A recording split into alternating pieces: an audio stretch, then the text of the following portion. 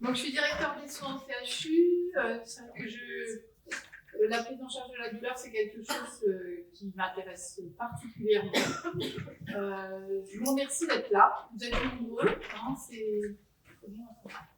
Vous êtes nombreux et ça fait plaisir parce que c'est, je pense, pour des soignants, quelque chose de fondamental de travailler, de s'intéresser, de promouvoir la prise en charge de la douleur. Et je pense que c'est quelque chose qui nous intéresse tous et qui est à la fois fondamental pour la qualité et la sécurité des soins, mais aussi fondamental pour le sens au travail des soignants, pour la satisfaction qu'on a dans le travail, etc.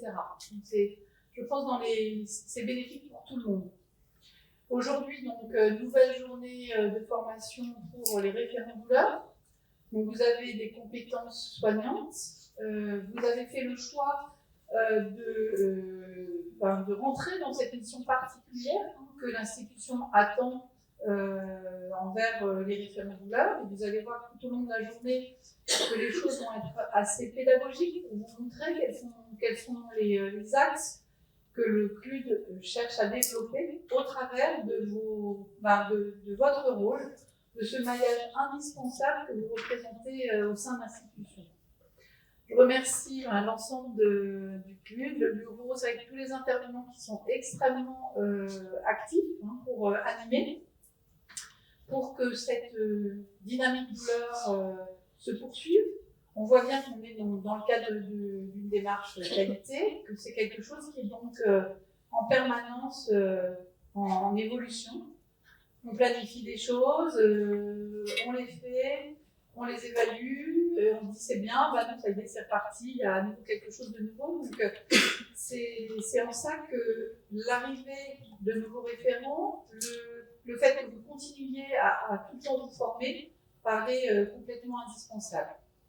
Vos missions, c'est vraiment promouvoir, améliorer et favoriser, promouvoir cette prise en charge de la douleur au sein de vos équipes. On n'attend pas nécessairement que vous ayez des compétences qualifiantes en termes de douleur, mais par contre que vous soyez un relais pour faire remonter les informations, un relais pour être à l'écoute des difficultés de vos collègues, et un relais aussi pédagogique, parce qu'on voit bien que pour que les choses avancent, il faut dire, il faut redire, c'est vrai dans l'enseignement comme dans nos pratiques permanentes. Améliorer et uniformiser la traçabilité, parce qu'on voit bien que si on ne trace pas ce qu'on fait, ça n'existe pas. Donc là aussi, vous allez avoir un rôle fondamental à jouer. C'est en ça qu'il y a des ateliers qui vont vous permettre de mieux comprendre les outils de traçabilité, pour pouvoir les partager, pour pouvoir inciter, pour pouvoir donner du sens à ces outils de traçabilité au sein de vos équipes. Et enfin, donc, le dernier point, c'est favoriser l'identification des différents types de douleurs, que ce soit par rapport à l'âge des patients. Chez la personne âgée, on va avoir des difficultés de communication, souvent des troubles cognitifs qui vont un peu brouiller les pistes. Chez l'enfant, pas forcément de contact verbal, donc il y a tout un tas d'échelles, etc., qui vont vous permettre d'évaluer. Vous connaissez probablement pour certains mieux que moi. Dans tous les cas d'identification de ces différents types de douleurs, là aussi, aujourd'hui, le programme vous permet d'acquérir des outils, d'acquérir des éléments de pertinence, de repérage, pour pouvoir justement ensuite aider l'équipe à aller solliciter tel ou tel partenaire, telle ou telle ressource. C'est aussi le but de cette journée d'aujourd'hui, c'est de vous ouvrir à des professionnels qui sont extrêmement experts au sein de l'institution, mais qu'on ne connaît pas forcément quand on est soignant, et qui vont vous donner des clés de connaissances, qui vont peut-être pouvoir intervenir pour une question X ou Y dans votre service, en relais bien sûr avec le médecin, le chef du service, et puis votre encadrement, pour pouvoir mettre en place un certain nombre de choses. Voilà. Donc moi, je ne dirais pas grand-chose d'autre, simplement un grand merci à tous, parce que votre rôle est fondamental, et que j'espère que cette journée sera riche pour vous, et je n'en ai aucun doute. C'est aussi une journée qui est une bulle un espace de parole, une bulle d'échange, de bienveillance, d'échange autour des pratiques professionnelles qui fait du bien quand on est soignant dans des services hyper actifs où on n'a pas toujours forcément le temps de faire d'analyse de la pratique. Voilà, bonne journée à tous et encore merci à tous les intervenants qui ont œuvré pour que cette journée voie le jour.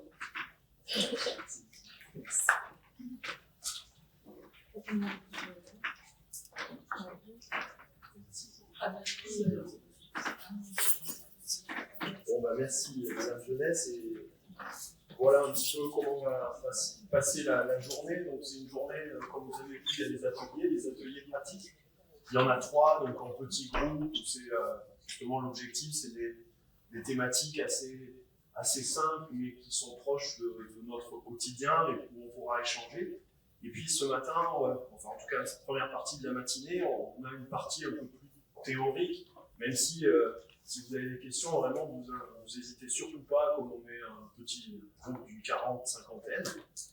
Donc je vais vous rappeler votre mission, même si voilà, Madame Jeunesse vient bien de la résumer rapidement. Et puis on aura 3 interventions, pardon. Alors je m'excuse, l'orateur, je vois qu'il y a point d'interrogation, c'est pas la dernière version, donc c'est Madame Niel qui participera à la deuxième intervention sur peut-on prendre du plaisir dans la douleur, après une physiopathologie des voies de la douleur pour rappeler un peu comment ça se passe en pratique quand le patient ou nous-mêmes ressentons une douleur. Et on finira par une technique un peu non médicamenteuse de la prise en charge de la douleur sur l'hypnoanalgésie par la musique.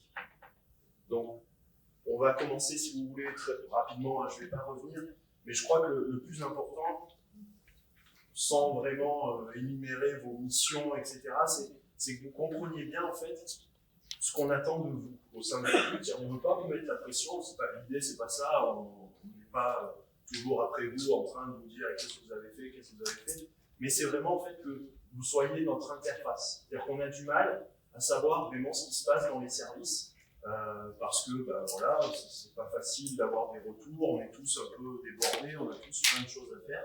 Et donc là, un de vos objectifs, c'est ça, c'est que vous nous rapportez comment ça se passe dans votre service, ce qui se passe bien, les points positifs.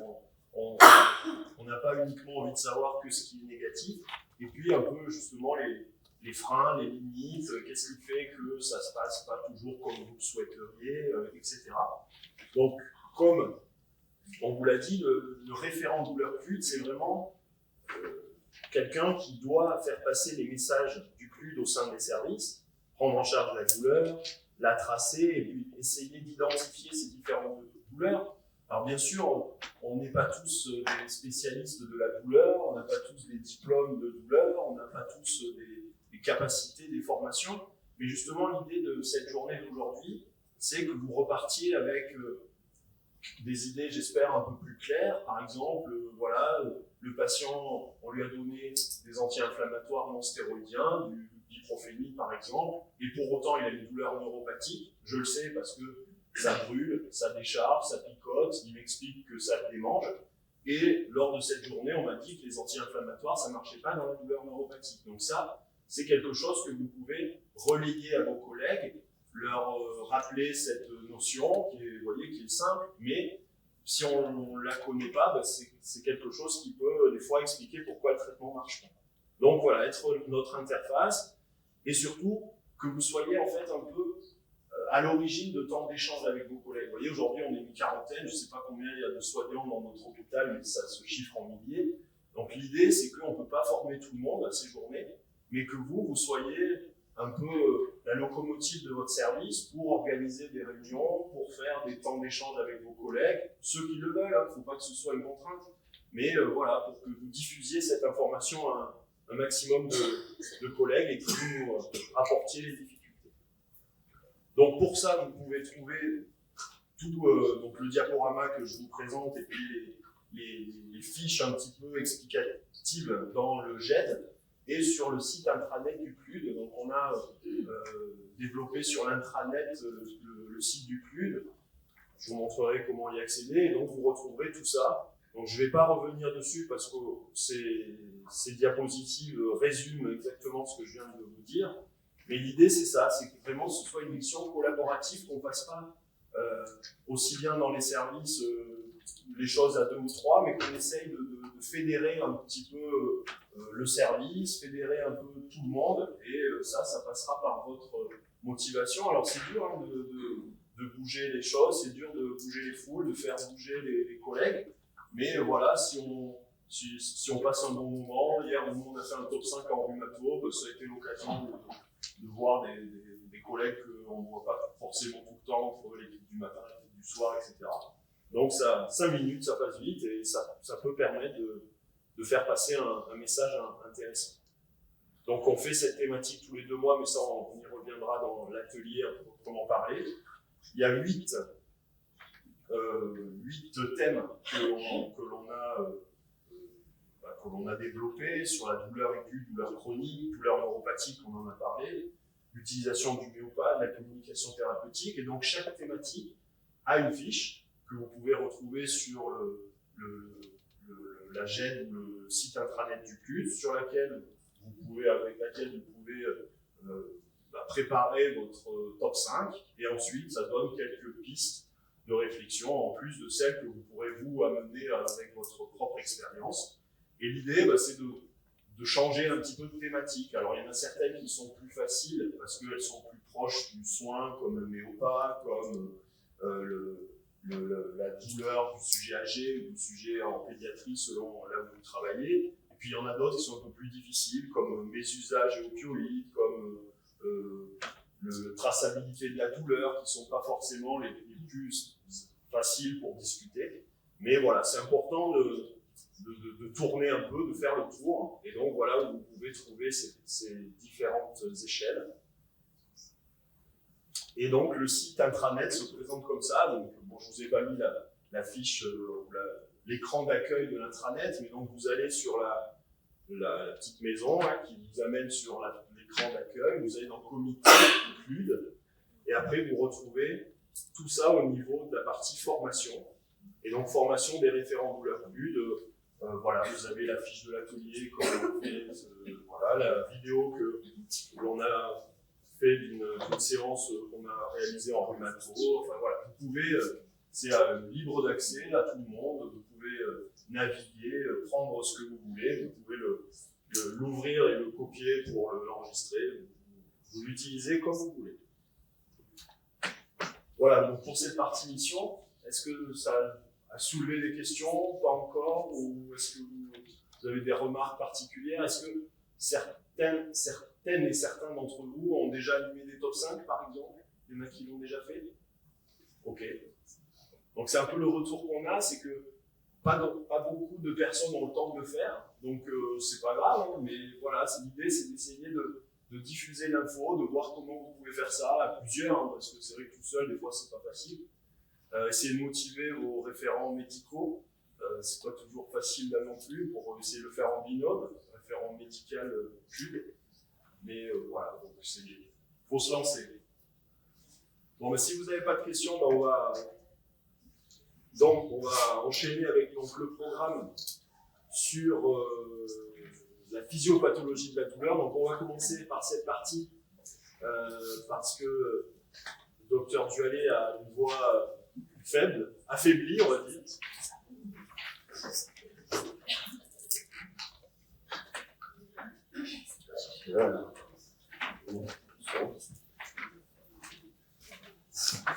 Ça va, vous m'entendez bien. Je vais essayer de parler de micro. Bien, donc bonjour à tout le monde. Donc c'est un sujet très vaste, survolé bien sûr.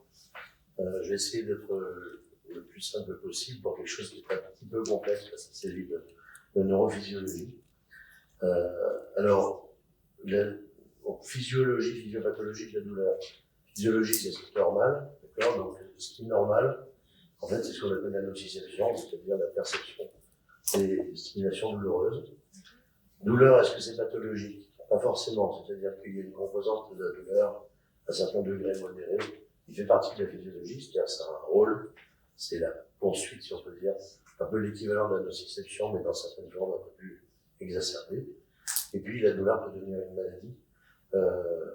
lorsqu'il y a des dérèglements, si on peut dire, et tout particulièrement dans les contextes de chronicisation. La douleur chronique est quasiment toujours une forme de maladie, si on peut dire. Mais la nuance des fois de la nociception et la douleur maladie est pas forcément de rupture, il y a de continuité. Et donc ça, c'est ce que j'ai essayé d'expliquer. Alors déjà, un peu de nomenclature. On est c'est la neurologie, donc on est dans le système nerveux. Quand je rappelle le système nerveux, il y a un système nerveux périphérique, un système nerveux central. Et ça, je dirais, c'est de l'anatomie, bien sûr, un peu de physiologie, mais fondamentalement, c'est le même système. C'est-à-dire que le système nerveux central a besoin de la périphérie pour vivre, et c'est le système nerveux central qui est le cœur du système. La périphérie, c'est ce qui le met en contact avec l'extérieur, central avec l'extérieur. Et quand on appelle périphérie, il y a bien sûr ce qu'on appelle des afférences, c'est-à-dire en gros ce qui amène de l'information de l'extérieur vers le système nerveux central. Il faut compter aussi des efférences. Ces efférences ne sont pas nociceptives, ces efférences sont des efférences de divertis, qui sont des efférences réactionnelles sur lesquelles je vais revenir. Alors après, ça, c'est aussi de la nomenclature importante, c'est-à-dire que les capteurs de la nociception, ce sont des fibres, des neurones, en fait, qui ont des récepteurs un peu partout, dans la peau, bien sûr, également les articulations, les muscles, les viscères, et qui envoient de l'information jusqu'à un point donné, qui est au niveau de la moelle épinière, du corps dorsal de la main. En fait. C'est l'endroit où se fait le premier œil. Donc la périphérie, c'est ces fibres-là, dont le noyau se trouve dans les ganglions spinaux. Et puis, à partir du moment où on rentre dans la moelle épinière, on est déjà dans l'étage central. Il faut bien comprendre que la moelle, le tronc cérébral, le cerveau, c'est le même organe, c'est le système nerveux central. Qu'est-ce qui fait la différence? Ce qui fait la différence, c'est des niveaux différents d'intégration, des niveaux finalement, on peut dire comme ça, d'intelligence. C'est-à-dire qu'il faut comprendre que, par exemple, on va se beaucoup se positionner dans l'évolution. Les animaux les plus primitifs pas les plus primitifs, les reptiles par exemple, où les oiseaux ont essentiellement un cerveau médulaire et ils ont relativement peu de développement supraspinal. Avec les mammifères, il y a un développement cérébral. Avec les primates, c'est encore plus important. Et avec l'humain, la partie importante de ce qu'on appelle le supraspinal, le cérébral, en fait, bien sûr, prend le dessus. Mais tout ça, ça fait partie de l'âge central. Et donc, quand on va parler de sensibilisation centrale, par exemple, comprendre que ça peut se passer autant au niveau musculaire qu'au niveau supraspinal, cérébral. Donc ça, c'est voilà, pour nous positionner un peu le jeu. Alors, je parle d'ontologie, l'historique en fait, des espèces. Imaginez les êtres les plus primitifs. Les plus primitifs, ce sont des êtres monocellulaires. Par exemple, les animes, les bactéries, etc. Et regardez l'anime. L'anime, c'est c'est un être monocellulaire qui est vivant quelque part. On le voit, on va bouger, on va faire des choses. Comment il fonctionne? Il y a une cellule. Cette cellule est à la fois son cœur, son poumon, son cerveau, ses nerfs et ses membres, puisqu'il a un flagelle pour se déplacer. Donc, il est lui-même son propre cerveau et son propre système nerveux. Ce qui veut dire qu'il doit avoir un contact avec l'extérieur pour comprendre ce qui se passe avec l'extérieur. Le système nerveux, c'est un sexe facile. C'est mettre le corps en contact avec l'extérieur pour pouvoir agir et interagir avec l'extérieur. Pourquoi agir et interagir avec l'extérieur? Pour vivre et survivre. Vivre, c'est-à-dire s'alimenter, trouver les éléments, les nutriments, etc. Survivre, c'est-à-dire la reproduction, mais également survivre, c'est-à-dire ne pas mourir face aux agressions. Les agressions, il y en a deux sortes. Il y a les agressions qui sont plus grosses que vous, contre lesquelles vous ne pouvez pas faire grand-chose d'autre que de vous enfuir. Et puis il y a les agressions qui sont plus petites et sur lesquelles vous pouvez agir d'une autre manière, c'est-à-dire en les éliminant. Finalement, tout ça, c'est de la réaction. Donc le système nerveux, c'est des afférences. Ils sont là pour vous dire tout ce qui se passe à l'extérieur. C'est un système nerveux central qui est là pour intégrer et comprendre l'information, la traiter. Et puis ce sont des efférences qui sont là pour vous dire je fais quelque chose en fonction du signal qui m'est donné.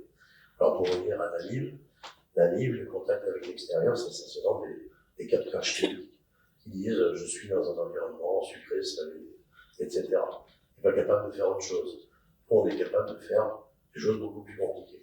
Et bien entendu, plus va l'évolution, plus on est capable de reconnaître des informations complexes et de les traiter de façon complexe.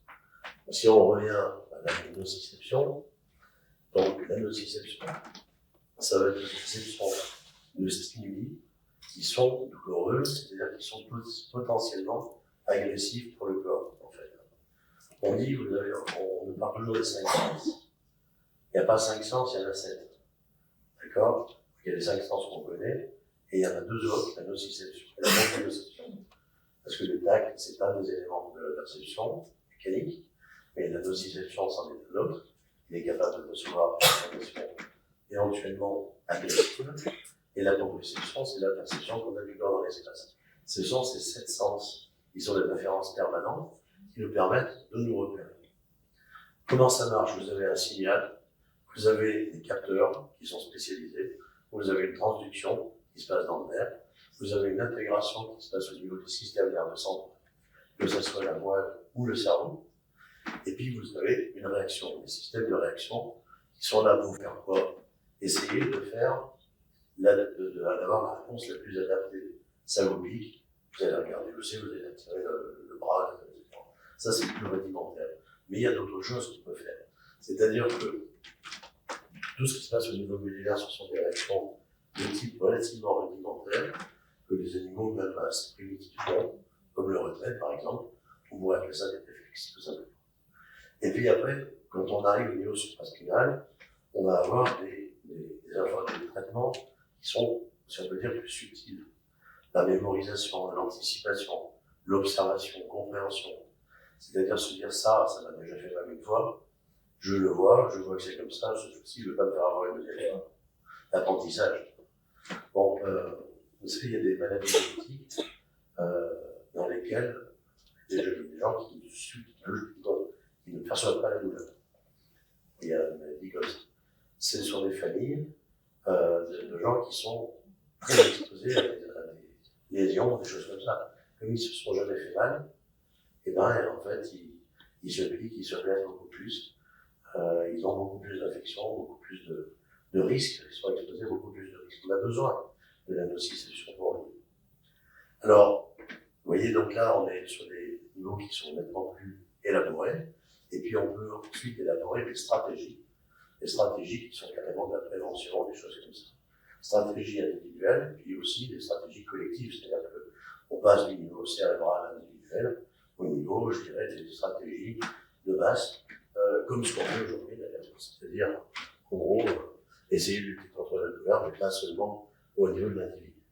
Et puis, il y a une autre chose qui est importante à comprendre dans les systèmes nerveux, c'est que partout, il y a des méthodes de modération. C'est-à-dire que vous avez un signal, ce signal est lancé, mais il faut qu'il s'arrête à un moment donné. Il faut qu'il s'arrête assez rapidement, d'abord parce qu'il va devenir insupportable, une douleur, et surtout parce qu'il faut laisser de la place aux autres informations. Parce qu'on a tout le temps des informations qui viennent de partout. Et ces informations qui viennent de partout, on doit être capable de les traiter, non pas toutes en même temps parce qu'on n'y arriverait pas, mais de trier. Or, si vous avez en permanence des informations qui sont celles des minutes précédentes, vous n'allez pas être capable de recevoir les informations du temps zéro. Donc il faut des phénomènes d'extinction des informations que vous avez reçues. Donc un peu partout, on a ce qu'on appelle des systèmes de modération, ce qu'on appelle des systèmes inhibiteurs. Ils sont importants parce que c'est comme ça qu'on fait agir un certain nombre de médicaments. Et deuxièmement, parce qu'il y a des maladies de l'inhibition, c'est-à-dire des pathologies où il n'y a pas assez d'inhibition, qui donnent des douleurs chroniques. Alors, on revient aux capteurs périphériques. On les connaît bien maintenant. D'une part, vous avez des fibres, des neurones, des fibres nerveuses spécialisées, qui sont en général des fibres à faible niveau de myélinisation, c'est-à-dire qu'elles n'ont pas une conduction très rapide, et ça, peu importe. Ce qui veut dire que, par exemple, dans un nerf, vous avez des fibres qui sont plutôt spécialisées dans la nociception, et d'autres qui sont plutôt spécialisées dans la proprioception dans le tact. C'est pas exactement les mêmes. Puis vous en avez certaines qui sont capables de faire les deux. Les stimuli qui font mal, bon, on les connaît, hein. C'est le chaud partir de 42 degrés, le froid en dessous de 10 degrés, la piqûre, et puis également l'acidité, mais l'acidité n'est douloureuse que s'il y a une lésion cutanée. C'est-à-dire que par exemple, du jus de citron sur une plaie, ça va vous faire mal, du jus de citron sur la peau normale, ça ne fait rien, parce on est protégé par la couche pendue. Et ça, ces 4 stimuli-là, ils ont des récepteurs particuliers, je ne vais pas détailler, mais ils ont, en fait, sur les neurones, il y a des récepteurs au chaud, il faut parler de ces deux. Alors la piqûre, juste un mot, c'est quoi la piqûre? La piqûre, c'est une déformation majeure à un endroit donné.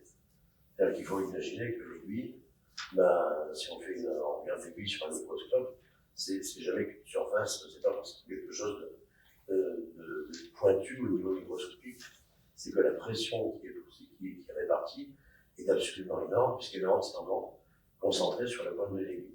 Donc c'est capable de faire, en fait, des lésions, des trous. Mais pour le capteur, lui, ce qui correspond, c'est le niveau de la déformation. Il y a une déformation majeure, et ça va donner un signal particulier, qui n'est pas celui qu'on a avec le tac touchant, par exemple, où là, la pression est répartie de façon plus homogène. D'accord? Alors, ces capteurs-là, les capteurs au chaud et au froid ne sont pas spécifiques de la nociception. Ils peuvent capter le chaud et le froid non nociceptif, celui qu'on ressent tout le temps. La différence, c'est qu'ils ne sont pas marqués sur les mêmes fibres. En fait, c'est là où c'est un peu complexe. Il y a des mélanges de capteurs, de types de fibres, de types de circuits, qui font qu'on va avoir une spécialisation.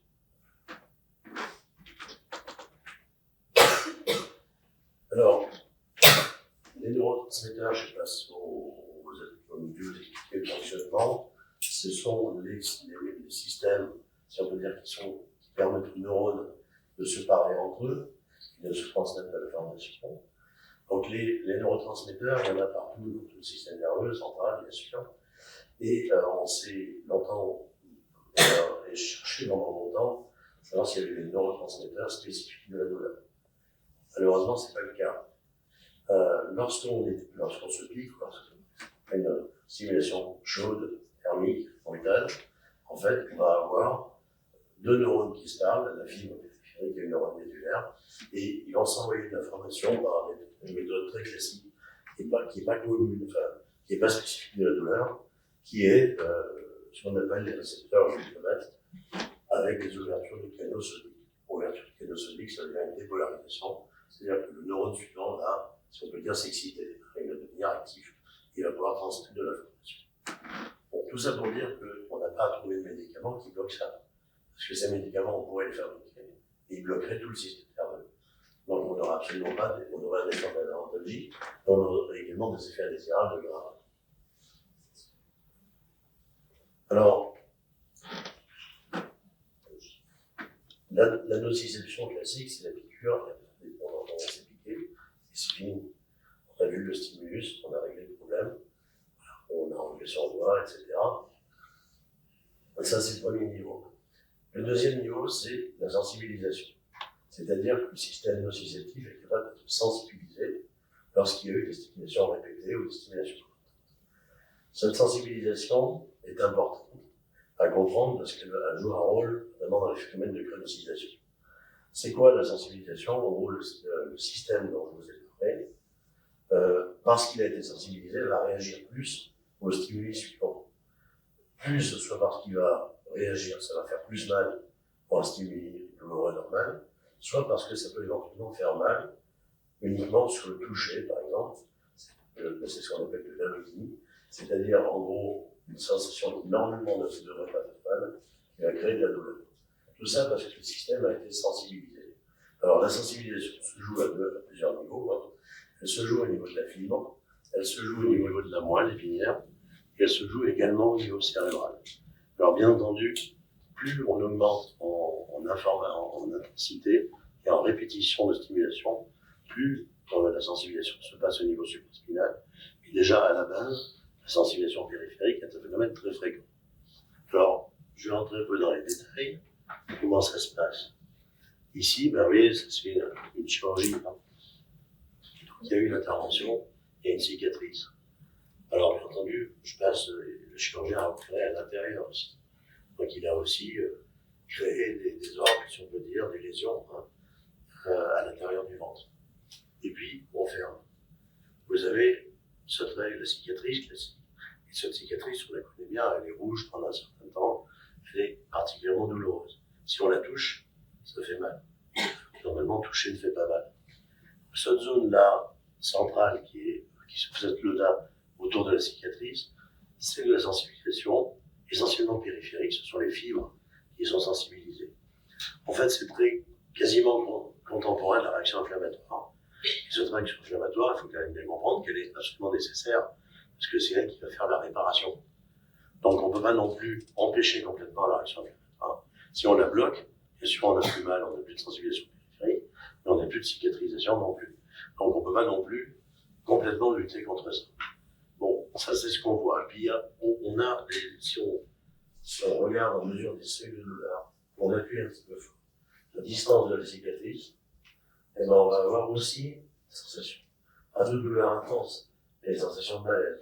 Ça fait un peu mal, c'est sensible, comme on dit. Et ça, c'est la sensibilisation à distance, qui vient de la sensibilisation centrale au niveau de la moelle, qui est plus large, parce que, en fait, les neurones de la moelle reçoivent des informations de plusieurs endroits du corps, et ils transmettent leur sensibilisation à d'autres endroits du corps. Et c'est comme ça, par exemple, vous avez une douleur sur la vésicule, par exemple, la chirurgie de vésicule, il va faire mal dans l'épaule. C'est comme ça aussi, on va avoir une chirurgie abdominale qui fait mal un peu partout dans l'ensemble, et qui fait que les gens vont avoir du mal à se mobiliser. Cette sensibilisation centrale, elle est plus intéressante dans ce sens qu'on peut mieux lutter contre elle avec des médicaments sans que ça soit délétère pour le patient.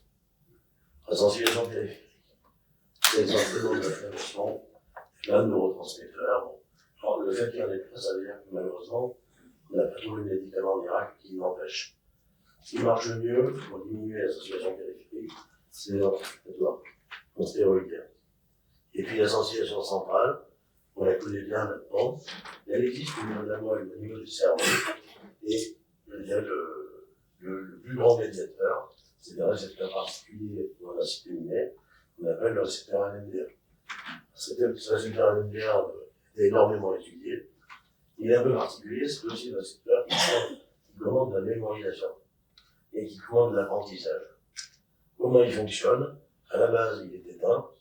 Lorsqu'il y a des stimulations répétées, il y a une dépolarisation, et cette dépolarisation fait que ce récepteur devient capable de s'ouvrir.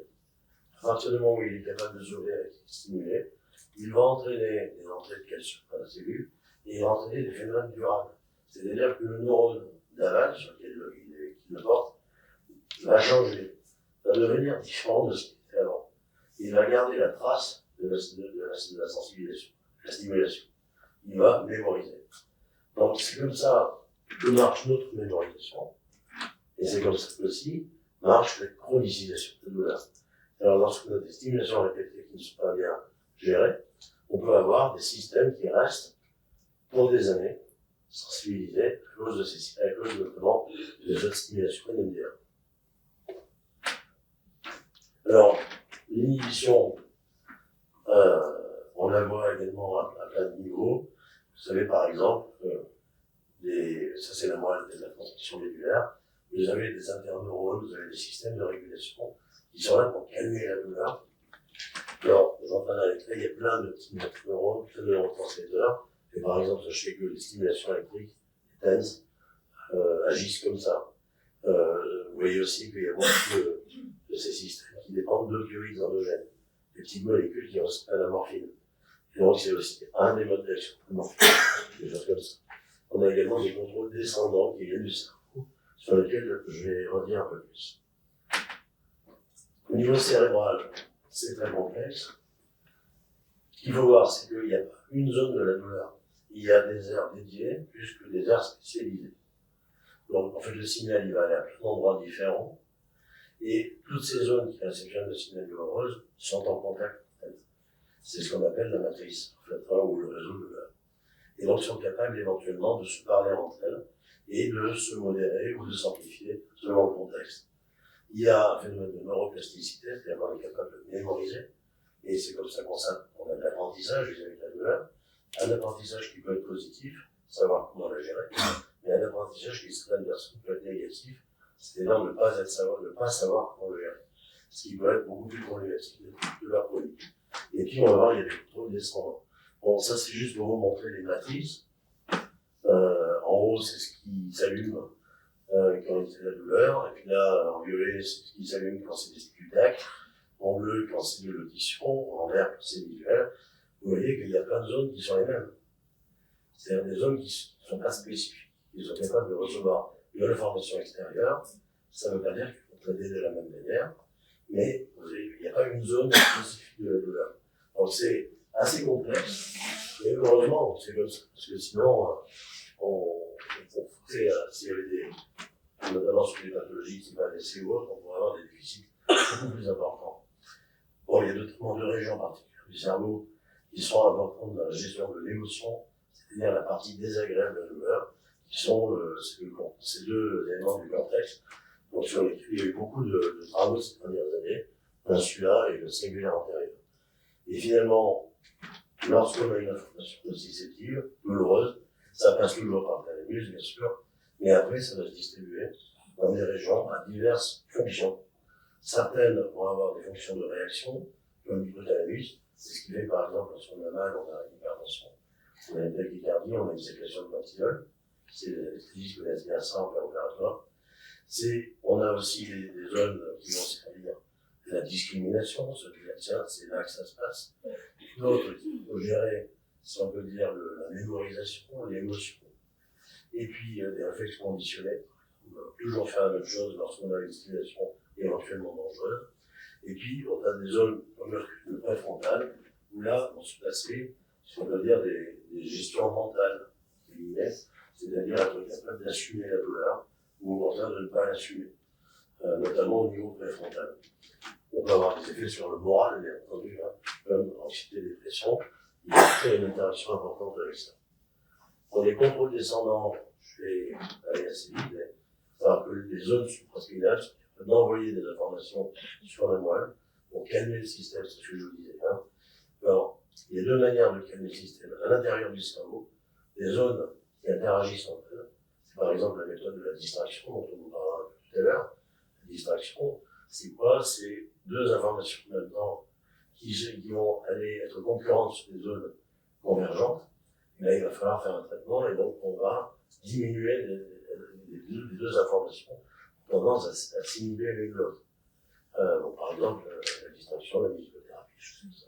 Il s'agit de ce genre. Et puis on a également ces contrôles descendants qui sont capables de réduire la sensation de douleur en agissant sur la moelle. Et donc vous avez tout un tas de systèmes, rentrer dans le détail, et qui sont beaucoup basés sur des neurotransmetteurs opioïdergiques, comme des opioïdes endogènes. Donc c'est aussi comme ça que mime, quand on donne des opiacés, ça mime ces systèmes de régulation descendante. On arrive aussi à créer de l'analgésie, par exemple, lorsqu'on fait de la stimulation cérébrale, en stimulant ces systèmes descendants.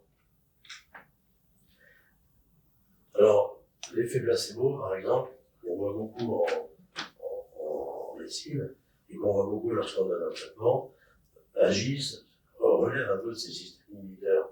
C'est-à-dire qu'on va solliciter ces systèmes inhibiteurs de façon assez inconsciente. On a toujours l'impression quand on prend quelque chose, si on croit, on va avoir l'effet non spécifique du traitement, en plus de l'effet antalgique particulier. Et il faut bien comprendre quand on prend le comprimé de paracétamol ou autre, vous avez l'effet propre du médicament et l'effet propre de votre croyance, de ce que votre cerveau veut que vous fassiez vis-à-vis de la douleur. C'est une très bonne chose d'ailleurs. Mais c'est un phénomène complexe qui dépend beaucoup de l'apprentissage, qui dépend beaucoup de l'environnement, qui dépend beaucoup de comment on présente le traitement. Alors bon, on ne rentre pas dans ce détail-là, mais il faut comprendre que ça sollicite ces systèmes inhibiteurs aussi. Et l'effet placebo, finalement, c'est une partie importante de la médecine de tous les jours, qui finalement marche très bien, parce qu'on ne peut pas faire plus naturel que ça. Il s'agit des méthodes inhibitrices naturelles. Alors, quand vous avez un patient, le patient, il arrive avec sa carte d'identité, et pas sa carte d'identité nationale, sa carte d'identité de vis-à-vis de son rapport à la douleur.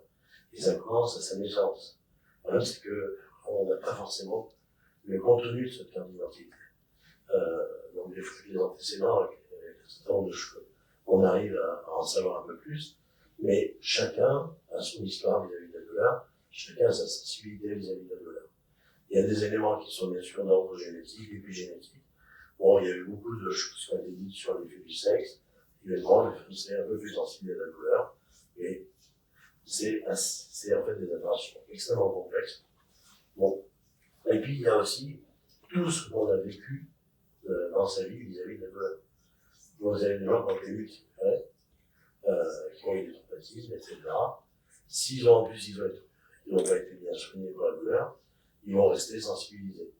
Aujourd'hui, on sait par exemple les enfants prématurés, qui ont passé un certain temps en réanimation natale, s'exposent pour le reste de leur vie à plus de sensibilisation à la douleur. Alors bon, pourquoi? Probablement les stimulations, les piqûres, les choses comme ça.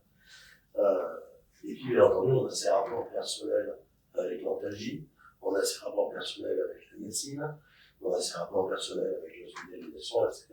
Tout ça, ça fait qu'un individu, dans sa réaction vis-à-vis de la douleur, est quelqu'un de toujours très complexe. On ne sait pas forcément tout ce qui se passe dans son fonctionnement. Alors, j'ai encore une série des études, et juste avant de passer la dernière, justement, il y a un type de douleur chronique, il y a trois grands types de douleurs. Les douleurs nociceptives, finalement, c'est quoi? C'est les sensibilisations centrales. Bon, vous avez une maladie, comme par exemple l'arthrose, ou vous avez des pathologies inflammatoires. Bien sûr, elles sont douloureuses, stricto sensu, elles font mal. Et le fait de faire mal et de faire mal crée de la sensibilisation. Donc on va avoir un phénomène de chronisation qui est finalement de la sensibilisation centrale dont je vous ai parlé. Ça, c'est un premier point. Deuxièmement, vous avez également des pathologies qui sont moins bien connues, qu'on commence à bien étudier, non, qu'on appelle nociplastique, qui sont des tendances générales à avoir mal. Il n'y a pas un endroit qui est la cause de la douleur, et où le problème se passe quelque part dans ces secteurs. Alors, le plus connu, c'est la fibromyalgie, bien sûr. C'est ce qui est le plus étudié en tout cas, et il y en a d'autres, où ce qu'on remarque, c'est qu'il y a un déficit des systèmes inhibiteurs qui marche moins bien. On ne sait pas pourquoi, il marche moins bien. Et deuxièmement, il y a également des problèmes dans la communication des aires cérébrales entre elles, notamment, ce qu'on appelle la connectivité. Et tout ça peut expliquer pourquoi il y a un problème de gestion de la douleur. C'est-à-dire qu'il y a quelque chose qui fait plus mal, mais il y a un fond de stimulation permanente qui n'est pas géré de la même manière, parce qu'il y a à un moment donné un dérèglement. Donc on ne connaît pas particulièrement le mécanisme initial. Et par exemple, il y a des syndromes de stress post-traumatique qui entraînent des douleurs chroniques et des douleurs de type nociplastique. Et puis il y a un troisième grand type de douleur chronique, je vais finir là-dessus, c'est les douleurs neuropathiques. Il y aura un atelier là-dessus, et les douleurs neuropathiques, c'est encore autre chose. C'est des lésions du système, quelque part, soit parce qu'il y a un nerf qui est coupé, un nerf qui est écrasé, une zone qui est ischémique, etc. Et là, pour des raisons qu'on comprend, mais qui sont compliquées, c'est-à-dire que le système nerveux essaye de se réparer, et il le fait mal, eh bien, on va avoir des douleurs qui ne devraient pas être. C'est-à-dire des douleurs qui sont créées et induites par des stimulations non douloureuses. Tout simplement parce que dans les voies, il y a eu des erreurs d'aiguillage. Des erreurs d'aiguillage qui sont dues à des problèmes essentiellement anatomiques et cytologiques. Bon, pour lesquels il y a aussi, il y a de la recherche, il y a des thérapeutiques, mais bon, il y a encore beaucoup de choses à essayer de comprendre. Voilà, donc j'ai fini. Oui, merci Christian, merci beaucoup d'avoir tenu bon au niveau de la voix. Écoutez, on va continuer. Donc, deuxième intervention du matin, donc Madame Miel, si vous voulez bien. Donc en fait, si vous voulez, on a eu un peu pour objectif à travers cette deuxième intervention de voir la douleur peut-être d'une façon un peu différente de celle de d'habitude, où on a nos patients qui sont plutôt toujours avec une douleur négative plutôt qu'ils souhaitent enlever, et puis il y a parfois certains cas de figure où la douleur peut être éventuellement recherchée avec la libération d'endorphines. Enfin voilà, on va voir ça. Et donc voilà, merci.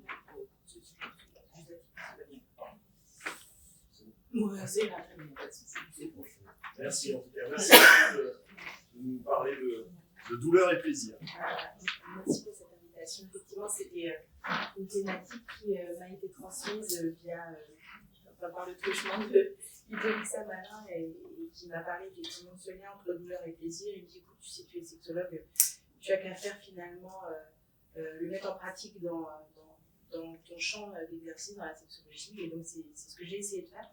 J'étais très ennuyée de justement pas avoir le background pour pouvoir avoir une approche qui soit physiologique, puisque moi je suis psychologue à l'origine. Et je suis très contente que Christian ait entamé la journée parce que même s'il y a besoin de digérer l'information, je crois que ça va faire déjà écho. En fait, il y a déjà des éléments dans sa présentation où moi je me suis dit, tiens, les hypothèses en jeu, c'est sans doute celle-ci. Et il y a en tout cas un langage commun, même si moi, vous allez voir, je suis tout à fait novice à la matière, donc c'est un essai. Je vais vous transmettre des hypothèses et puis vous verrez bien comment ça peut faire écho vous aussi auprès de vos patients. Donc, douleur et plaisir, un petit exemple dans la sexualité, effectivement, il y a épineux, simplement aussi pour vous présenter. Donc, je vous ai dit, je suis psychologue sexologue, j'interviens au CHU de référence, et puis j'interviens pas toute seule.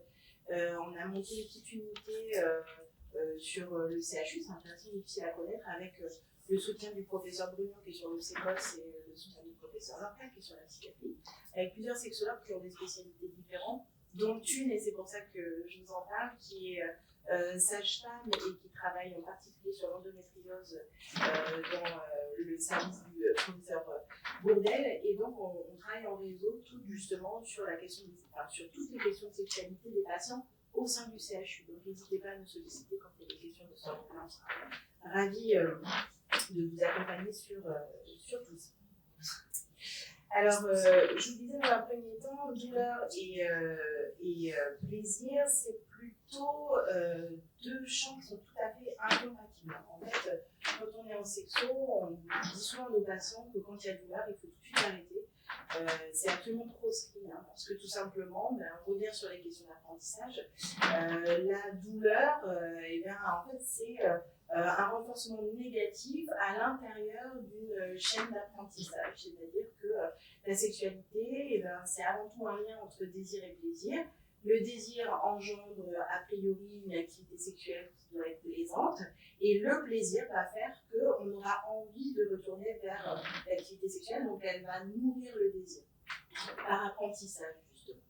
Et donc il y a cette boucle-là vertueuse qui relie désir et plaisir, et qui fait que notre motivation première, nous, êtres humains à la sexualité, c'est vraiment ce plaisir, et c'est vraiment inscrit dans ce système de la récompense. On croit souvent à tort que la motivation première c'est la reproduction. Ça c'est vrai sans doute pour d'autres espèces animales. C'est plus vrai pour l'espèce humaine. Nous on va vraiment vers la sexualité par le plaisir. Donc s'il n'y a pas de plaisir, justement il y a une inhibition de la sexualité. Et c'est pour ça que chez les sexologues, la question de la douleur, c'est vraiment une question épineuse. On dit non, quand il y a douleur, on arrête tout parce qu'on va casser cette chaîne et on va casser le désir, donc on n'aura plus envie de retourner dans la sexualité. Et donc la douleur, en effet, elle est ennuyeuse parce qu'elle entraîne une anxiété. Alors cette anxiété, elle va avoir un effet d'emblée déjà au niveau de notre capacité à nous engager dans la sexualité. Je vous dis, ça casse la chaîne de la récompense, c'est un renforcement négatif. Donc ça va générer des troubles du désir et par la suite des troubles de l'excitation. Donc pour les hommes, des troubles de l'érection, pour les femmes, des troubles au niveau de la lubrification, par exemple. Donc ça, c'est vraiment tout l'aspect plutôt psychologique.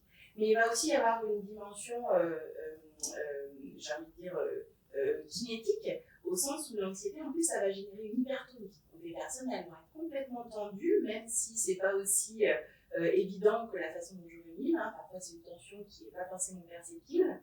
Mais en tout cas, qui va empêcher que les muscles lisses se relâchent. Et là encore, c'est peut-être un peu contre-intuitif, mais l'excitation sexuelle, elle nécessite un relâchement musculaire. On parle souvent, par exemple, de l'érection, c'est une contraction musculaire. C'est exactement l'inverse. Il faut que tout soit relâché, que les muscles lisses soient relâchés. Et donc tout ça, ça peut générer des troubles. Ça va continuer de générer des troubles de l'excitation, ça peut aller jusqu'à des troubles de l'orgasme, des dyspareunies qui sont en fait des douleurs sexuelles, hein, qui sont qui ont été catégorisées au niveau du DSM, donc on appelle ça les dyspareunies. Et puis parfois quand il y a des dyspareunies, c'est-à-dire des douleurs au niveau génital, en particulier chez les femmes au niveau de la vulve et du vagin, et ben ça peut générer de façon secondaire des vaginismes, c'est-à-dire des contractions non volontaires du vagin, des muscles qui entourent le vagin, qui font qu'il n'y a plus de pénétration possible et le partenaire ne peut plus entrer à l'intérieur. Et il n'y a plus de contrôle à ce niveau-là, donc les patientes elles sont souvent très très ennuyées et c'est des troubles qui sont difficiles à réparer. Et puis tout ça peut évidemment générer un évitement sexuel et ça c'est un cercle vicieux avec une causalité, on voit bien un circulaire. Donc quand on a des patients qui sont douloureux au niveau de la sexualité, la première chose qu'on dit nous les sexos c'est stop, on arrête tout et on va reprendre une activité sexuelle qui soit uniquement plaisante. Donc la plupart du temps ce qui fait douleur c'est la pénétration mais pas uniquement. En tout cas on reprend une activité qui soit uniquement plaisante et qui soit surtout complètement départie de cette question de la douleur. Alors les douleurs, on en retrouve aussi chez des patients qui ont des pathologies particulières. Je parlais tout à l'heure d'endométriose, mais on a aussi les vaginismes d'origine traumatique. Christian parlait tout à l'heure de psychotrauma. On peut avoir effectivement des douleurs chroniques qui sont très documentées dans ce champ-là, mais on va aussi avoir des vaginismes secondaires à des psychotraumas, notamment suite à des violences sexuelles. Donc là, évidemment, il y a de la douleur, on n'insiste pas. Toutes les sécheresses vaginales qui peuvent être liées au trouble du désir, de l'excitation d'une manière générale, alors avec une étiologie qui est multiple et variée, mais qui peut être tout simplement le vieillissement, des périodes du cycle qui sont compliquées, le fait de ne pas se sentir dispo, etc. Les maladies de la péronie, ça c'est plus des déformations de la verge, rupture du frein, phimosis, enfin, tout un tas finalement de pathologies qui sont particulièrement centrées sur la question génitale. Mais la douleur, elle n'est pas uniquement génitale et la sexualité, elle n'est pas non plus uniquement génitale. Donc, il y a parfois des douleurs qui dépassent uniquement la sphère génitale et qui vont en fait se manifester lors des rapports sexuels et qui peuvent entraver le rapport sexuel. Donc, dans un premier temps, nous sexologues, on dit la douleur, c'est NIQ, numéro 1. Et puis en fait, on se rend compte qu'il y a des personnes qui arrivent à érotiser la douleur. Alors moi, au départ, c'était pas du tout mon champ, mais du coup, le sujet m'a permis d'aller entrer dans cette dimension un peu récréative, on va dire, de la sexualité, donc je vais vous en faire un petit peu. Déjà, la première chose, mais Christian en a parlé aussi, c'est le fait qu'il y a un seuil plaisir-douleur qui est différent selon les individus. Et donc, du coup, on ne situe pas ce seuil tous au même endroit. Il y aurait un effet du genre. Alors, un effet du genre dans la sexualité, la littérature que j'ai retrouvée indique que les femmes auraient plus tendance finalement que les hommes, là en l'occurrence, à trouver que la douleur, elle peut être attirante dans le cadre des relations amoureuses. Ah, c'est intéressant, parce que là aussi on se pose la question de l'inné et l'actif, ça va à l'encontre de ce qu'on disait tout à l'heure sur l'inné, où les femmes sont les plus douloureuses. Mais sur l'acquis, sur le fait d'apprendre finalement à tolérer la douleur pour le plaisir masculin ou apprendre à tolérer une intrusion aussi à l'intérieur du corps. En tout cas, tout ça, c'est des questions qui se posent. Voilà, le fait d'être dans un rapport de soumission, peut-être que ça, c'est des choses qui sont acquises et qui sont acquises à l'intérieur des rapports de genre sociétaux. C'est encore des questions. On a aussi un exemple sur les personnes masochistes. Alors, il y a effectivement des études qui ont été réalisées où on se rend compte finalement que chez les personnes masochistes, c'est-à-dire au sens qui apprécient d'avoir de la douleur dans leur rapport sexuel, on va retrouver une hypersensibilité des individus. C'est-à-dire des personnes qui ont un seuil de la douleur qui est finalement plus loin que les autres individus. Là encore, est-ce que c'est quelque chose qu'ils ont mis au travail dans le cadre d'une plasticité ou est-ce que, de fait, à la naissance, il y a des personnes qui sont moins sensibles et qui, du coup, vont plutôt avoir plus d'accès à certaines pratiques sexuelles. Il y a une évaluation émotionnelle plus faible aussi des stimuli liés à la douleur. On voit bien le lien là aussi entre la façon dont on peut interpréter tout ça. Et puis, il y a un paradoxe qui est intéressant et qui peut nous permettre d'avoir des hypothèses physiologiques pour eux. C'est qu'on trouve chez ces personnes-là un niveau de cortisol élevé et inversement corrélé avec des niveaux de stress subjectifs, entendre que le corps est en stress, oui, puisque la cortisol c'est ça, le corps il est en stress, mais c'est inversement corrélé avec le fait qu'au niveau psychologique, il n'y a pas d'anxiété. Donc le corps est en stress, mais il n'y a pas d'anxiété. C'est inversement, le mouvement est inverse. Donc il y a vraiment une dimension psychologique d'érotisation de la douleur. Et la question c'est, est-ce que c'est sur la base d'une disposition physiologique, on ne sait pas, ou est-ce que c'est quelque chose qui s'acquiert, qui se développe. Et l'hypothèse, c'est que le jeu, et on y reviendra, le jeu c'est quelque chose de très important d'une manière générale dans la sexualité, mais là en particulier. Le jeu avec la douleur aurait un effet qui serait médiateur entre la douleur physiologique et l'expérience de la douleur. Finalement, il y a un effet d'apprivoisement. Alors, il y a une foultitude d'études sur les pratiques BDSM. Donc, il y a vraiment un corpus théorique autour de ces pratiques-là. Et c'est vraiment intéressant finalement sur notre sujet d'aller regarder du côté de ces pratiques-là pour pouvoir comprendre finalement comment certains intègrent la douleur à l'intérieur de leur pratique sexuelle. Sous-entendu, intègrent la douleur dans leur accès au plaisir. Et donc, dans le BDSM, justement, il est question de jeu. Et c'est vraiment fondamental. C'est-à-dire, c'est un jeu de rôle qui se distingue de la violence sexuelle. Alors moi, j'ai pris note, c'est toujours le cas, je prends toujours en charge des auteurs de violences sexuelles. C'est un public que je connais bien. Et effectivement, ils peuvent avoir, pour certains, une majorité, une certaine forme de déni d'altérité, c'est-à-dire une difficulté à intégrer justement que autrui existe, c'est un sujet, il est désirant ou pas, en l'occurrence, et il peut souffrir de ce qu'on peut lui faire. Donc il y a vraiment cette idée que l'autre a un statut qui peut être tout à fait inexistant chez les auteurs de violences sexuelles, c'est bien la difficulté. Dans les pratiques BDSM, c'est juste strictement l'inverse. On va retrouver chez ces patients-là un rapport au consentement qui est accru, c'est-à-dire que c'est vraiment quelque chose qui a été travaillé, souvent travaillé explicitement entre les partenaires et qui a une grande importance dans ces couples-là, enfin ces couples, en tout cas ces organisations-là. Il y a un niveau significativement aussi plus faible de sexisme et d'acceptation du mythe du viol. Donc, ce sont des personnes qui sont particulièrement investies et militants justement sur le droit et la liberté individuelle, y compris dans les rapports de genre. Et c'est des personnes qui ont une empathie aussi qui est plus forte que les auteurs de violences sexuelles, mais que la population générale. Donc, c'est assez intéressant de voir que tout ça, ce sont des compétences qui sont nécessaires pour appréhender le plaisir à l'intérieur de la douleur. Et donc, il y a vraiment cette différence qui s'est traduite à l'intérieur du DSM, d'ailleurs, on en reparlera, je vais vous en parler de suite, cette différence entre la paraphilie et le trouble paraphilique. En l'occurrence, le DSM, c'est les classifications internationales des maladies. Le DSM 4 a laissé la place au DSM 5, et dans le DSM 4, on parle de paraphilie, dans le DSM 5, de trouble paraphilique, pour indiquer finalement qu'il y a certaines pratiques qui peuvent être, on va dire, originales, qui ne sont pourtant pas pathologiques, tant qu'elles ne génèrent pas de la souffrance pour la personne qui le vit ou pour son entourage, en tout cas pour son ou ses partenaires. Et en l'occurrence, les paraphilies, elles peuvent appartenir effectivement à nos panels d'exploration sexuelle à tous. Voilà. Elles ne doivent pas être pathologisées. En revanche, les troubles paraphiliques, eux, ils intègrent les DSM parce que ils comportent leur lot de souffrance. Donc là, on parle bien de paraphilie et non pas de troubles paraphiliques.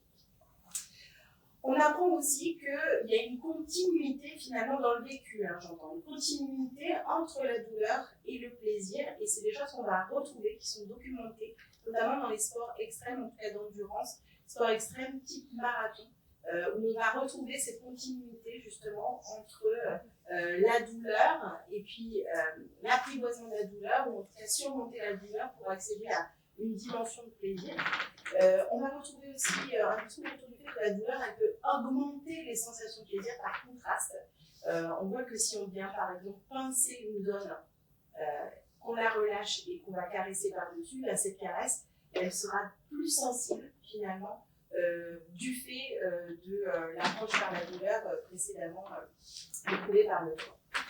Et puis les limites, elles peuvent être repoussées, ça aussi c'est documenté dans la littérature, tant qu'on ne génère pas d'anxiété. C'est intéressant parce que finalement, je me suis rendu compte en préparant cette présentation, notre ennemi c'est moins la douleur que l'anxiété générée par la douleur, et que l'anxiété tout court, en réalité. Cette anxiété justement qui intègre l'apprentissage finalement. On va arriver dans la relation sexuelle avec avec aversion ou avec justement cette hypertonie qui est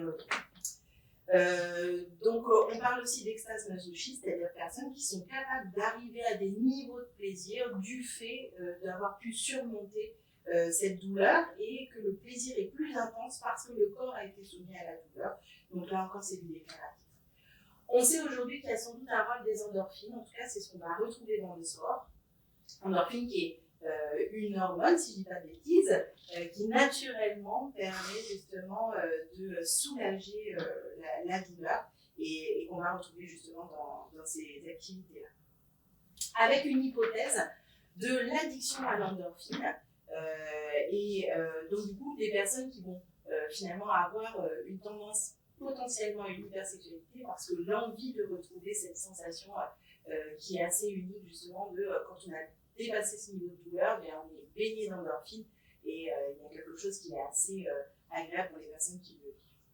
Alors attention aux leurres pornographiques parce que ces pratiques-là, on peut les retrouver dans les films pornographiques notamment. Il faut aussi, surtout quand on a accès aux jeunes, c'est mon cas sur des questions d'éducation, prévention au niveau des violences sexuelles, on a aussi la possibilité de passer par-dessus la douleur, justement pour le coup, en prenant des substances psychoactives, donc le chemsex a été très médiatisé ces temps-ci, ça peut faire partie des pratiques chemsex, c'est-à-dire d'utiliser notamment des antalgènes ou des dépresseurs pour pouvoir supporter la douleur et non pas prendre le plaisir, ce qui est un petit peu différent. Est-ce qu'il y a un profil psychologique? Ça faisait partie des demandes qu'on a faites. Alors oui, il y a un profil psychologique qui se dégage. A priori, l'homme serait plus en situation dominante, la femme plus en situation soumise. Donc là, on retrouve cette idée finalement de comportement social. On aurait aussi plus de personnalité du groupe B. Alors ça vous parlera peut-être pas forcément. Il y a 3 groupes de personnalités en psychiatrie. Le groupe A qui est plutôt sur les personnalités schizotypiques, schizoïdes, paranoïaques. Donc on est plus du côté finalement de la psychose avec des personnes qui auront un rapport au monde qui est plus de l'ordre de la méfiance et ouais c'est ça, de la distance. Un groupe C, lui, qui va être plutôt sur des personnes évitantes ou obsessionnelles, où on aura plus un rapport au monde qui serait anxieux, on retrouve notre anxiété, et où là, vraiment, ce ne sont pas des personnes qui vont aller justement vers la douleur pour pouvoir accéder au plaisir. Là, on aura vraiment notre groupe B, qui va plutôt regrouper des personnalités type borderline, certes, on y reviendra sur la question du trauma narcissique, et puis c'est dans ce groupe B qu'on a aussi des personnes hystériques, histrioniques, on va plutôt dire comme ça, c'est-à-dire des personnalités qui sont plutôt plus théâtrales, qui vont exprimer leurs émotions. Parfois, leurs émotions qui peuvent aussi être de la colère, c'est le cas chez les narcissiques. Pourquoi je vous parlais des borderlines? Parce qu'on sait que les personnalités borderline sont malheureusement des personnalités qui se développent lorsqu'il y a eu des événements traumatiques au sein de la petite enfance. Et d'ailleurs, il y a même des études qui montrent que, sans doute au plan psychopathologique, on a vraiment des symptômes très très similaires entre les personnalités borderline et les troubles type 2, si bien qu'on peut se poser la question d'identité entre les deux. C'était une parenthèse. On retrouve plus d'impulsivité, notamment sur la recherche de sensations. Des styles d'attachement moins anxieux, on y revient, c'est notre anxiété qui est compliquée à vivre dans le jeu entre la douleur et le plaisir. On retrouve des antécédents de violences sexuelles, c'est pour ça que je vous parlais du lien entre les violences sexuelles et les personnalités borderline, avec une question autour des conduites dissociantes. La conduite dissociante, c'est le fait de se remettre en difficulté, justement pour pouvoir à nouveau décrocher, c'est-à-dire dissocier et avoir ce sentiment que la souffrance s'arrête. Donc on a des personnes qui, de façon répétée, peuvent à nouveau se remettre dans des difficultés sexuelles et revivre des traumas sexuels avec cette idée que justement ça va les refaire dissocier comme à l'époque où elles étaient réellement traumatisées. Et on retrouve chez ces personnes un niveau d'instruction supérieur à la population générale. Donc ça suppose aussi, je vous parlais de jeu, une médiation cognitive. Tout ça, c'est le lien entre la douleur et le plaisir, visiblement. En tout cas, chez ces personnes-là, c'est ce qu'on retrouve.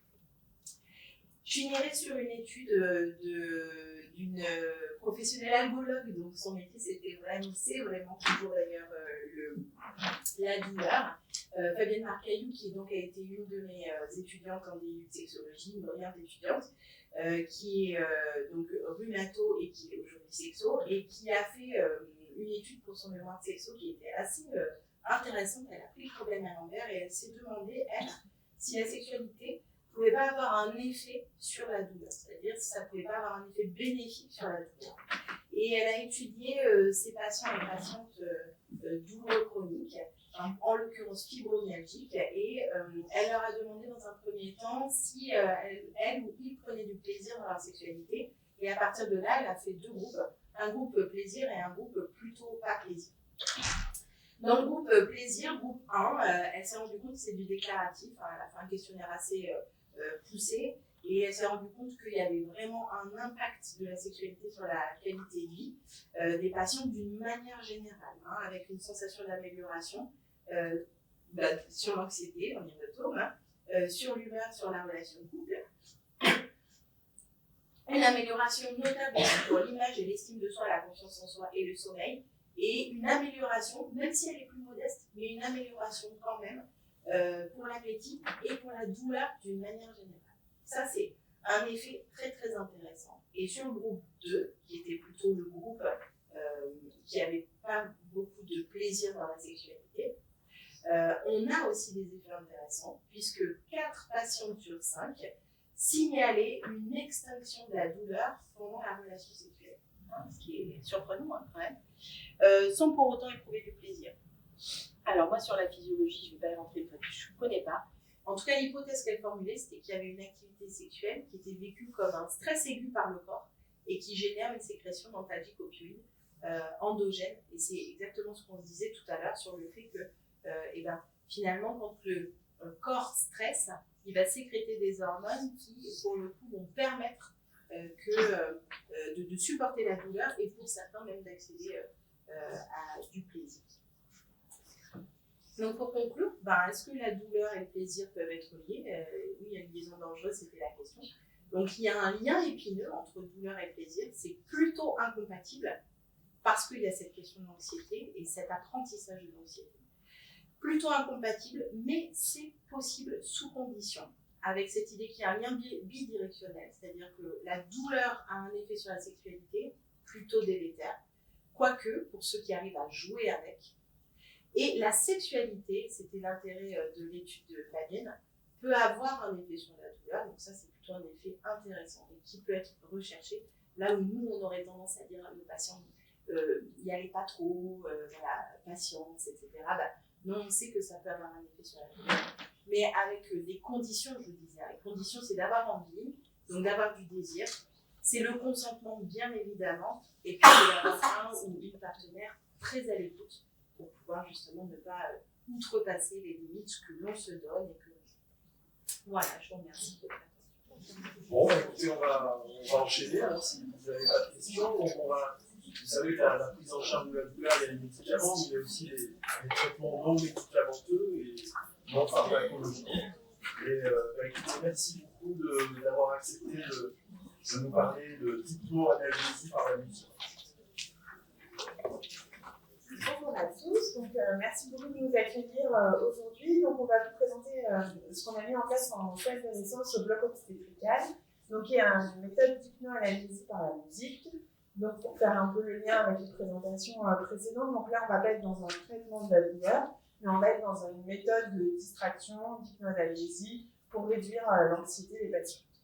Donc moi je suis Julie Gonier, je suis sage-femme coordinatrice en salle de naissance au CHU et donc je suis avec Maud Palot, qui est sage-femme coordinatrice au secteur d'hospitalisation grossesse.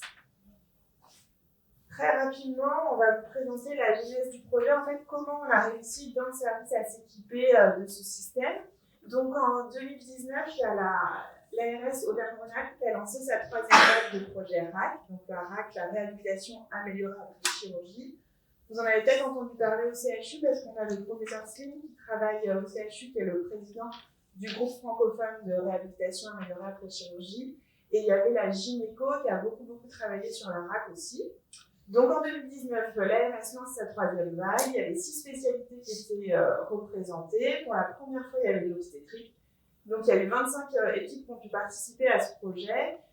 donc 4 en obstétrique, et on a candidaté. Et notre maternité a été retenue comme maternité référente, donc on s'est inscrit dans un projet long qui normalement devait durer 18 mois, donc de novembre 2019 à avril 2020.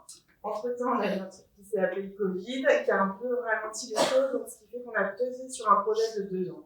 Mais voilà un peu comment c'est arrivé. Donc la démarche RAC, c'était une réflexion pluridisciplinaire sur le parcours des patients, donc travailler sur tout le parcours de ces patients dans le cadre des césariennes programmées, depuis la programmation de la césarienne jusqu'à leur sortie.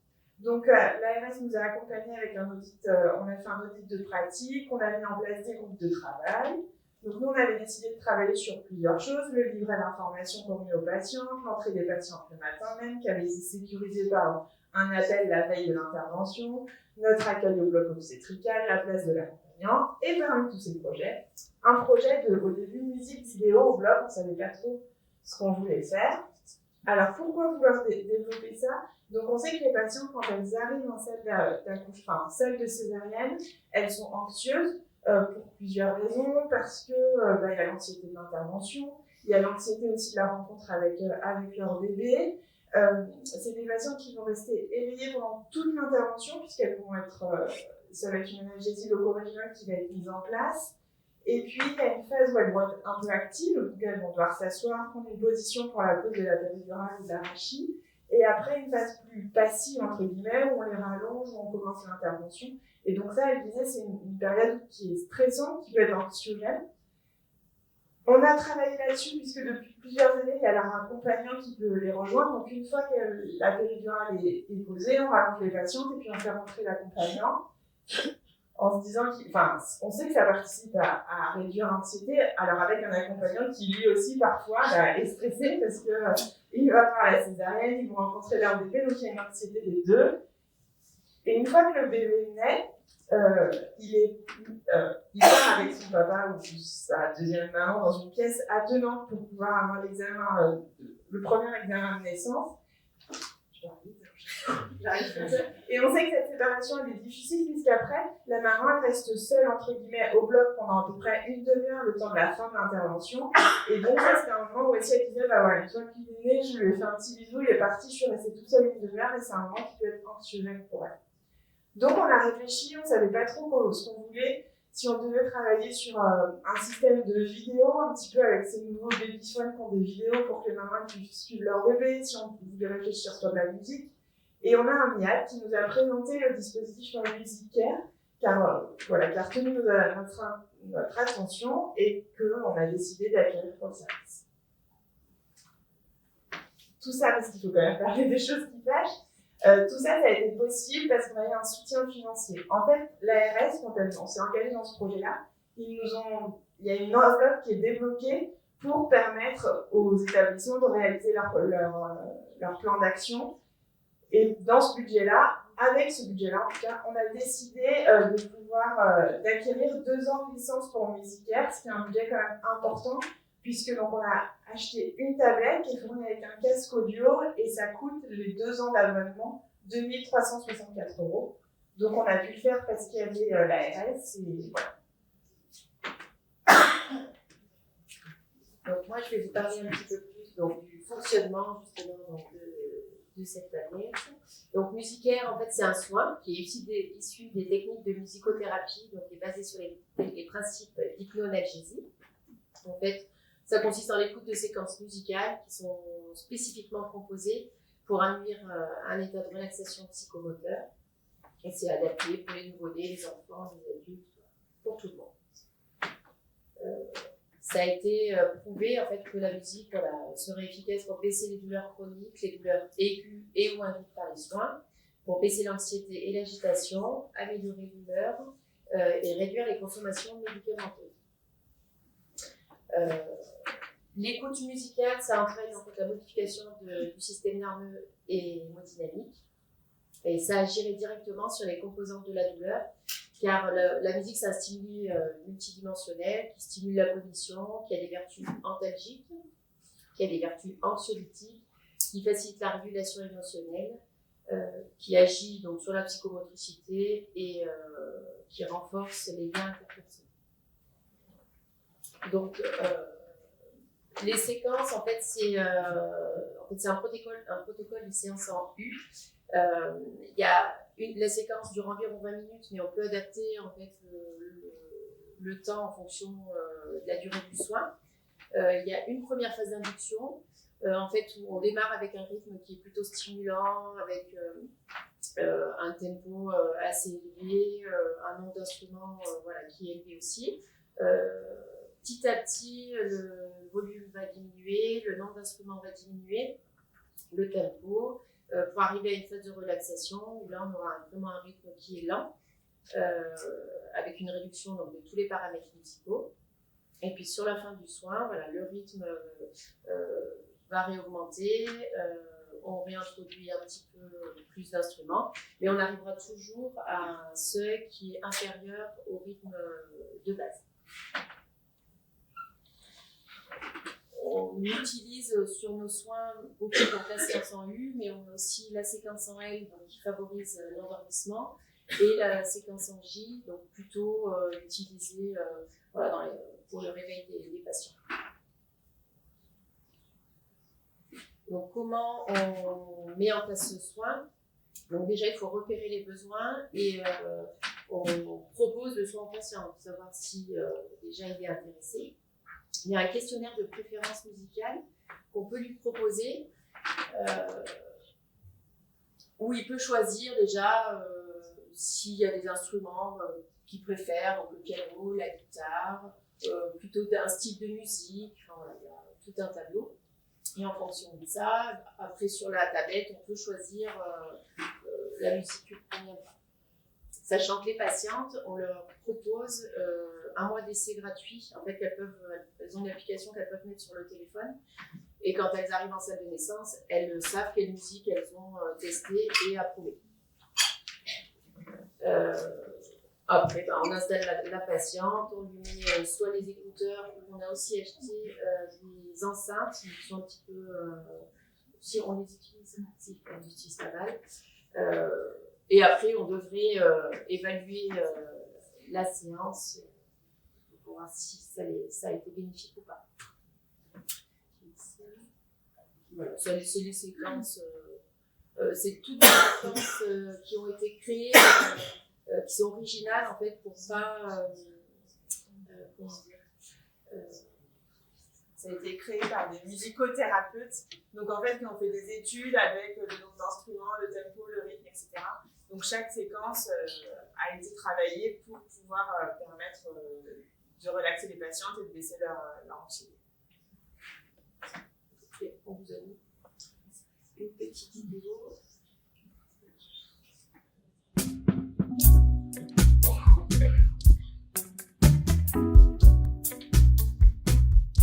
Actuellement, on utilise MusiCare pour des interventions de type radiologie interventionnelle, pour des actes qui se font d'habitude sous anesthésie locale et sédation, si ce n'est que là, on va optimiser la sédation à l'aide du MusiCare. On voit bien qu'il y a une diminution progressive, une sédation progressive qui est parallèle au rythme de la musique. On va l'utiliser pour améliorer l'anxiolyse, diminuer les traitements que l'on donne habituellement ou qu'on donnait habituellement à base de benzodiazépine. Donc ça permet quand même de diminuer nettement le recours aux médicaments. Nous avons décidé de mettre MusiCare dans le service pour utiliser un moyen non médicamenteux contre la douleur. Nous avons constaté pour les enfants une prise de médicaments moins forte et puis surtout une levée du stress importante face à certains soins. On le voit au niveau des constantes des enfants, donc au niveau des scores de douleur, où on a une diminution de tous les paramètres. On leur propose une écoute avant l'induction. On a pour habitude de dire que les patients se réveillent dans l'état dans lequel ils se sont endormis. Donc en proposant une écoute qui va leur permettre de se détendre, la séquence en U, qui les emmène progressivement et qui va les ramener progressivement également. Donc leur permet de se détendre avant l'intervention, d'être endormis sereinement. Et en post-opératoire, MusiCare peut être aussi très intéressant pour les patients qu'on a du mal à soulager avec toutes les autres techniques, que ça leur permet de se détendre, d'oublier un petit peu l'intervention qu'ils ont eue, de se retrouver un petit peu ailleurs. Les bénéfices de Musicare, c'est qu'il n'y a pas de médicaments, donc du coup il n'y a pas d'effet secondaire. Ça veut dire un patient qui va sortir plus vite de salle de réveil et qui sortira aussi plus vite du service d'ambulatoire puisqu'il aura consommé moins de médicaments et qu'il sera plus confortable. On évalue du coup plus facilement son degré de douleur. Vous avez bien vécu votre intervention? Impeccable. Ça s'est bien passé. Ouais, on a bien fait de me proposer et la musique et le petit sédatif au lieu de l'anesthésie générale. Très bien. Bah, écoutez, c'est parfait. Bon retour chez vous. Merci. Merci à vous. Parfois, les patients ont du mal à s'endormir, de l'anxiété. Mais en fait, comme on l'utilise beaucoup en salle et qu'on n'en a qu'une, on n'a pas trop la possibilité de leur prêter. Voilà, la vidéo qu'on voulait vous montrer, c'était un peu la présentation dans différents établissements de eux, leur retour et de leur utilisation. Nous, on a une utilisation particulière en obstétrique, mais c'est utilisé dans plein d'autres domaines, que ce soit en péri-opératoire, en salle de réveil, mais aussi dans des services pour accompagner des soins sur des pansements douloureux, sur certains prélèvements ou des choses comme ça. Donc nous, au bloc obstétrical, donc on utilise pour quasiment toutes les césariennes programmées. Pour les césariennes semi-urgentes, donc quand on a le temps de prendre le temps d'expliquer à la patiente qu'on peut lui proposer de la musique, de lui donner la fiche, qu'elle choisisse la musique. On l'utilise pour les reprises de cicatrices, des interventions de chirurgie fétale. On l'utilise un peu en salle de naissance chez des patients qui vont être très angoissés, par exemple pour les poses de péridurale, pour les cas particuliers des interruptions médicales de grossesse, où il y a des fois des féticides qui sont réalisés, donc voilà, on peut leur proposer aussi, ou pour les patients qui ne bénéficient pas de péridurale, et donc ça peut aussi être une méthode pour elles pour gérer leur travail et leur contraction. On a envisagé aussi dans les services de soins, par exemple en GHR, donc c'est le service d'hospitalisation des grossesses, où parfois les patientes ont du mal à s'endormir ou ont de l'anxiété. Mais en fait, comme on l'utilise beaucoup en salle et qu'on n'en a qu'une, on n'a pas trop la possibilité de leur prêter. Ce que disait Maud tout à l'heure, c'est que ce qui est très bien, c'est qu'avec ce dispositif Musicare, on a la possibilité de proposer à toutes les patientes de télécharger l'application, de s'entraîner chez elles pendant 1 mois, sans qu'il y ait aucun abonnement caché derrière. C'est pas vous vous abonnez et au bout d'un mois il faut vous désabonner, c'est vraiment vous essayez au bout d'un mois, et au bout d'un mois ils vous proposent si vous voulez de prendre l'abonnement mensuel, mais si vous ne voulez pas vous arrêter, donc ça on leur dit, ça leur permet de soit à la maison déjà s'entraîner, se relaxer, parce qu'on sait que le dernier mois de grossesse, ça peut être un moment où elles dorment moins bien, où il y a les anxiétés et le stress, et ça leur permet aussi de repérer des séquences de musique qui peuvent leur plaire pour le suivi. Et on se dit que dans d'autres indications, ça peut être bien aussi peut-être à domicile sur des pansements longs. On sait que pendant 1 mois, il y aura des pansements à domicile avec l'infirmière, et de se dire voilà ce que j'ai pu tester à l'hôpital, ça m'avait vraiment bien plu, et je vais pouvoir le faire à la maison avec l'infirmière pour les soins à domicile. C'est proposé, c'est manipulé par tous les membres de l'équipe.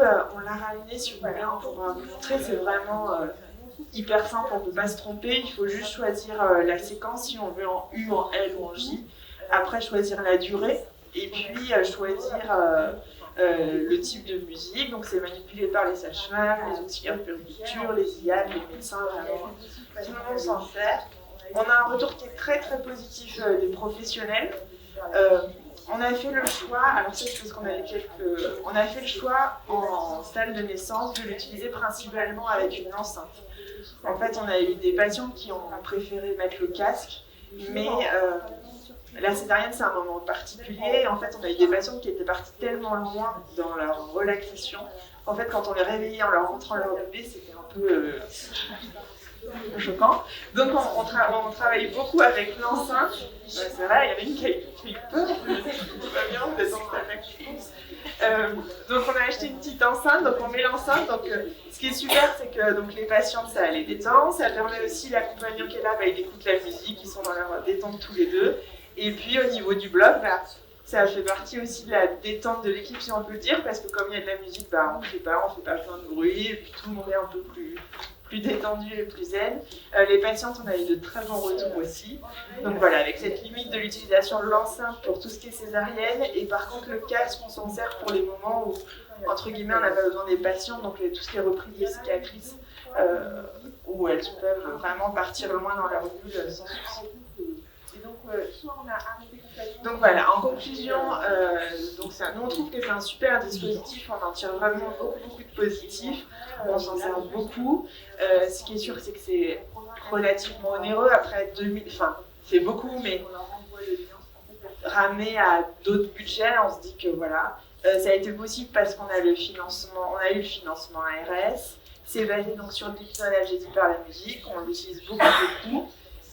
Avec des retours qui sont positifs des patients et des professionnels. Et donc pour l'avenir, il faut qu'on réfléchisse à comment on peut réussir à pérenniser les choses. En travaillant sur Stopo, on s'est dit que peut-être en passant par un dispositif de recherche, si on arrive à monter un projet de recherche, alors soit avec des médecins, soit il y a beaucoup de projets au CHU de recherche paramédicale, en disant faire un travail de recherche qui nous permettrait d'acquérir 1 ou 2 années supplémentaires et faire des études avant-après pour voir la satisfaction des patients, pour faire des patientes avec et des patientes sans, pour voir comment ça peut les améliorer et comment on peut faire perdurer les choses.